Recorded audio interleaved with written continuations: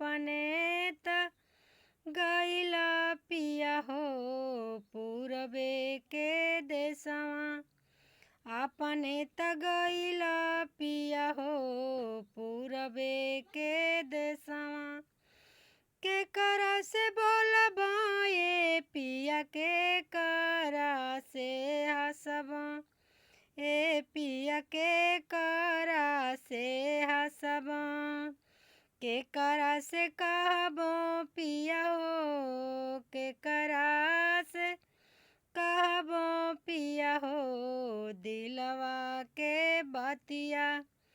के करा से कहबो पिया हो दिलवा के बतिया।